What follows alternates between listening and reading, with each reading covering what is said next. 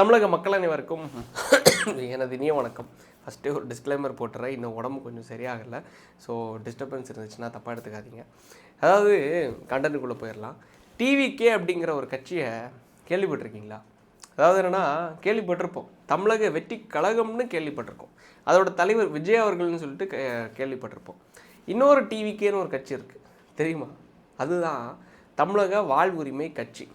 உண்மையிலே பன்ருட்டியை தாண்டியாச்சுன்னா, அந்த சேலம் பகுதியை தாண்டியாச்சுன்னா இந்த கட்சியை யாருக்குமே தெரியாது. 100ல் ஒரு 80 பேர்கிட்ட கேட்டாலும் தெரியாது. பிள்ளைங்க 100 பேர்கிட்ட கேட்டால் 100 பேருக்கும் தெரியாது. ஓட்டு போடுற புது ஓட்டர்ஸ்க்காக இருந்தாலும் சரி. ஆனால் வேல்முருகன் அவர்களும் கொஞ்சம் பேருக்கு தெரிஞ்சிருக்கும். காரணம் எதனாலனா, விஜய் அவர்களை ஓட்டுறதோ இல்லை அவர் அந்த 10th 12th பிள்ளைங்க படித்ததுக்கு பரிசு கொடுத்தார்ல. ஸோ அப்போ என்னென்னா, எப்படி தோளில் கை போடலாம், எப்படி பக்கத்தில் போய் நிற்கலாம் அப்படிங்கிற ஒரு விமர்சித்ததோ, இல்லை பிக் பாஸை கம்ப்ளீட்டாக அந்த ஷோவை பற்றி பேசினதோ, இல்லை கலாச்சாரத்தை பற்றி பேசினதோ, இந்த மாதிரிப்பட்ட விஷயங்கள் அது நல்லதும் இருக்குது, கெட்டதும் இருக்குது. டோல்கேட்டை அடித்து உடைச்சது. ஸோ இப்படி பல விஷயங்கள் இருக்குது. நல்ல விஷயங்களை எடுத்துக்கலாம், கெட்ட விஷயங்களை நம்ம புறந்தள்ளிடலாம். கான்ட்ரவர்சி ஆன வேல்முருகன் அப்படிங்கிற ஒரு விஷயம் மட்டும் எல்லாருக்கும் தெரிஞ்ச ஒரு விஷயம். ஸோ இப்படி இருக்கிற சிச்சுவேஷனில் டிஎம்கே ஒரு பக்காவான ஒரு பிளான் செட்டப் பண்ணுறாங்க. ஆல்ரெடி வேல்முருகன் யாரோட கூட்டணியில் இருக்காங்கன்னா, உங்களுக்கு எல்லாருக்கும் தெரிஞ்ச விஷயம், டிஎம்கேயோட கூட்டணியில் இருக்காங்க. இந்த ஜனநாயகமான இந்த நாட்டில், அதாவது டெமோக்ராட்டிக் கண்ட்ரியில் எப்படி ஒரு கட்சியை தோற்கடிக்கிறதுக்கு, அதை எப்படி சூழ்ச்சி பண்ணலாம் அப்படிங்கிற ஒரு விஷயம் இவங்க கிட்டேருந்து கற்றுக்கலாம். அதாவது திமுக கிட்டேருந்து கற்றுக்கலாம். என்ன மாஸ்டர் பிளான் பண்ணிட்டாங்கன்னா, இது வரைக்கும் அலையன்ஸில் இருந்த தாவைக்கா, அது பேர் என்ன, தமிழக வாழ்வுரிமை கட்சி, தாவாக்கா, என்னதான் இருந்தாலும் இங்கிலீஷில் டிவிகேன்னு தான் வரும். ஸோ என்னென்னா, இந்த டிவிக்கையும் அதாவது தமிழக வாழ்வுரிமை கட்சியும் திராவிட முன்னேற்ற கழகமும் அலையன்ஸில் இருந்துட்டு இருந்தாங்க இந்த எலெக்ஷனில். இப்போ திடீர்னு என்ன பண்ணிட்டாங்க, இந்த தேர்தலில் தமிழக வாழ்வுரிமை கட்சி, அதாவது வேல்முருகன் அவருடைய கட்சி 234 தொகுதிகள்லையும் தனிச்சு போட்டியிட போகிறாங்களாம். இது வேறு எந்த சூழ்ச்சிகளும் கிடையாது. ஓபிஎஸ் அவர்களுக்கு ஒரு நிலைமை நடந்துச்சு, என்ன தெரியும்ல, பலாப்பழம் சின்னத்தில் நின்னாருன்னு நினைக்கிறேன் இந்த எலெக்ஷனில், போன தேர்தலில். ஸோ பலாப்பழம் சின்னத்தில் நிற்கும்போது பன்னீர்செல்வம் என்ற பேர்லேயே 10 பேரை நிப்பாட்டினாங்க. இது இண்டிவிஜுவல் கேண்டிடேட்டாக, கட்சி சார்ந்தது இல்லாமல் இண்டிவிஜுவல் தன்னிச்சையாக நிற்பாங்கல்ல, அந்த கேண்டிடேட்ஸாக கிட்டத்தட்ட ஒரு 10 பேரை நிப்பாட்டினாங்க. ஓபிஎஸ்க்கு போய் ஓட்டு போடணும்னு நினைக்கும்போது, எந்த ஓபிஎஸ்டா நம்மாடு, அங்கே ஒரு பலாப்பழம் இருக்குது, இங்கே ஒரு வாழைப்பழம் இருக்குது, இங்கே ஒரு தேங்காய் இருக்குது, ஸோ இவ்வளோ இருக்குது, யாருக்கு போய் ஓட்டு போடுறதுன்னு பாமர மக்கள் யோசிப்பாங்கல்ல. சரி தெரியலையே அப்படிங்கிற ஒரு விஷயம், குழப்பம் க்ரியேட் ஆகும்ல. ஸோ அந்த விஷயத்தை தான் 234 தொகுதிகளிலே நம்ம பண்ணணுங்கிறதுக்காக டிஎம்கே பக்காவை டிவிகே, அதாவது தமிழக வாழ்வுரிமை கட்சியை வச்சு பிளான் போட்டு ஸ்கெட்சை நகர்த்திட்டாங்க. இன்றைக்கி ஒரு ஸ்டேட்மெண்ட் கொடுத்துருக்காரு இப்போ வேல்முருகன் அவர்கள். என்னென்னா, 234 தொகுதிகள்லையும் 234 தொகுதிகள்லையும் தமிழ்நாடு முழுவதுமாக எங்கள் கட்சி தனிச்சு போட்டியிட போகிறாங்க அப்படின்னு. ஒரு கட்சிக்கு உண்மையிலே தமிழ்நாடு மொத்தமாக அவங்க ஃபோக்கஸ் பண்ணுறாங்க.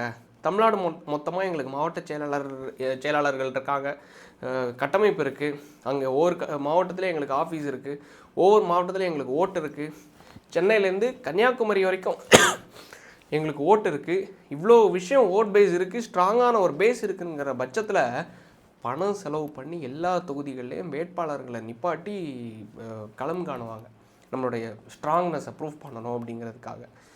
ஆனால் வேல்முருகன் அவர்கள் இண்டிவிஜுவலாக பார்த்தீங்கன்னா, எனக்கு தெரிஞ்சு அந்தளவுக்கு வசதி வாய்ப்புடன் உள்ள நபரான்னு கேட்டால் கிடையாது. மேபி எம்எல்ஏ ஆகி சம்பாரிச்சிருக்கலாம்.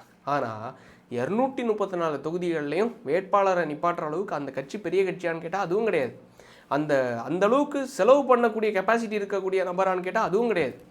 ஸோ இப்படி இருக்கிற வேல்முருகன், அதுவும் தாண்டி வேல்முருகன் அவருடைய கட்சியில் தன்னிச்சையாக நான் அவரோட கட்சியில் போய் வேட்பாளராக நிற்க போகிறேன், கன்னியாகுமரியில் இந்த தொகுதியில், குளச்சல் தொகுதி என்னோடய தொகுதி குளச்சல் தொகுதியில் எனக்கு வேட்பாளராக வேல்முருகன் அவரோட கட்சியில் எனக்கு கிடைக்காதா அப்படின்னு சொல்லிட்டு என்ன மாதிரியோ யாரோ ஏங்கிற ஒரு பயலாம் கிடையாது. ஏன்னா யாருக்கும் அந்த கட்சியும் தெரியாது. இப்படி ஒரு கட்சி தமிழ்நாடு முழுவதுமாக இருக்குன்னு கிடையவே கிடையாது, பண்ருட்டியில் மட்டும்தான். அப்படி ஒரு கட்சி ஒட்டுமொத்த ஊர்லேயும் இவங்க ஸ்ப்ரெட் பண்ணி ஃபண்டை கொடுத்து கம்ப்ளீட்டாக ஒரு வேலையை பார்க்குறதுக்கு ஆரம்பிச்சிட்டாங்க. காரணம் என்ன, டிவிகே ஒரே பேர். ஸோ எல்லா ஊருக்கும் போகும்போது வீட்டில் இருக்கிற பாட்டி தாத்தாமார்கள்கிட்ட இந்த டிவிக்கு கட்சிக்கார பசங்க ஓட்டு போடுங்க அப்படின்னு சொல்லும்போது அவங்க போய் பார்ப்பாங்க, என்னையா டிவிக்கேன்னு இருக்கா, எனக்கு தெரில, டிவிக்கேக்கு போய் குத்து அப்படின்னு போடும்போது எந்த டிவிக்கேக்கு போய் அவங்க குத்துவாங்க அப்படிங்கிற ஒரு விஷயம் இருக்குல்ல. அதில் போய் எந்த டிவிக்கேக்கு விழுந்தாலும் ஆச்சரியம் ஓட்டுறதுக்குள்ள இது வந்து திமுக வந்து ஒரு சூழ்ச்சியாக பண்ண ஆரம்பிச்சிட்டாங்க. இந்த தேர்தலில் சூடு பிடிக்கும் தேர்தல்னு சொன்ன மாதிரி மிகப்பெரிய லெவலில் ஒரு கான்ட்ரவர்சி இந்த தேர்தலில் நடக்க போகுது. ஏன்னா கிளியராக அப்பார்ட் ஃப்ரம் பாலிடிக்ஸ் நீங்கள் பார்த்தீங்கன்னா யாருக்குமே தெரியாத நபர் இது எதுக்கு இது தேவை, இந்த கட்சி வந்து இங்கே போட்டிட்டு என்ன பண்ண போகுது. வேல்முருகன் அவர்களுக்கு அவருக்கே தெரியும், பண்ருட்டியை தாண்டி நம்மளால் ஒத்த தொகுதியில் கூட ஜெயிக்க முடியாது, அலைன்ஸில் இருந்தால் தான் ஜெயிக்க முடியும். அப்படி இருக்கிற பட்சத்தில் இப்போ வேற ஒன்றும் இல்லை, இப்போ டிவிக்கே இருக்காங்க, அதாவது தமிழக வாழ்வுரிமை கட்சி இருக்காங்க, டிஎம்கே கூட அலைன்ஸில் இருக்காங்க. டிஎம்கே கூட ஒரு 10 சீட்டை வாங்குறாங்க, 10 சீட்டை வாங்கி அதில் ஒரு 10 சீட்டில் ஒரு 7 5 4 ஜெயிக்கிறாங்கன்னு வச்சுக்கோங்களேன். அலைன்ஸில் ஜெயிக்க முடியும். அது திமுகவுக்கு உழக்கூடிய ஓட்டு இவங்களுக்கு போடுவாங்க.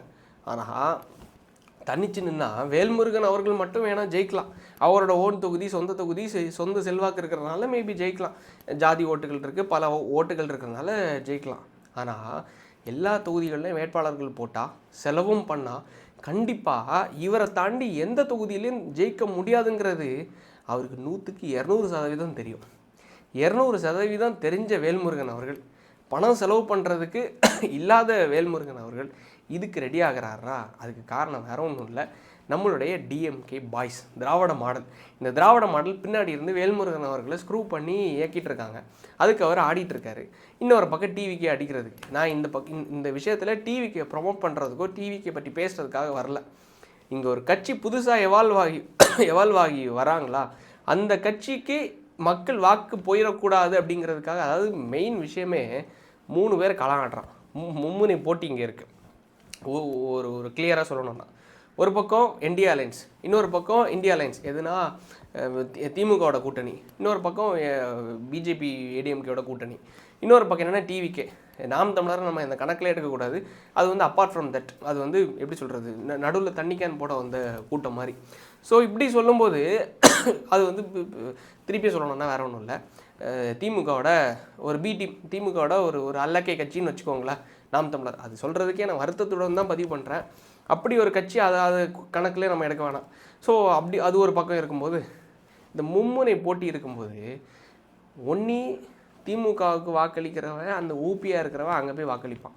இல்லை சரி அதிமுகவுக்கு வாக்களிப்போம், இல்லை பிஜேபி வாக்களிப்போம் அப்படிங்கிறவன் பிஜேபிக்கு போய் வாக்களிக்க போகிறான், ரெட்டை இலையிலையோ இல்லை தாமரை இலையோ. இன்னொரு பக்கம் டிவிகேக்கு வாக்களிக்கிறவன் டிவிகேக்கு போய் வாக்களிக்க போகிறான்.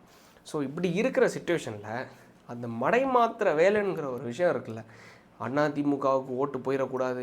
ஏன்னா திமுகவுக்கு போகக்கூடாத ஓட்டுகள், அந்த திமுகவோட எதிர்ப்பு ஓட்டுகள் இருக்குல்ல, இது எல்லாமே இந்த ஒட்டுமொத்த ஓட்டுமே 8 கோடி வாக்காளர்கள், இப்போ பாப்புலேஷன் இருக்குது நம்ம தமிழ்நாட்டில். ஸோ 8 கோடி பாப்புலேஷன் இருக்கிற பட்சத்தில் இதில் வந்து ஒரு ஒரு ஒரு ஒரு 1.5 கோடி ரேஷன் கார்டு இருக்குதுன்னு வச்சுக்கோங்களேன்.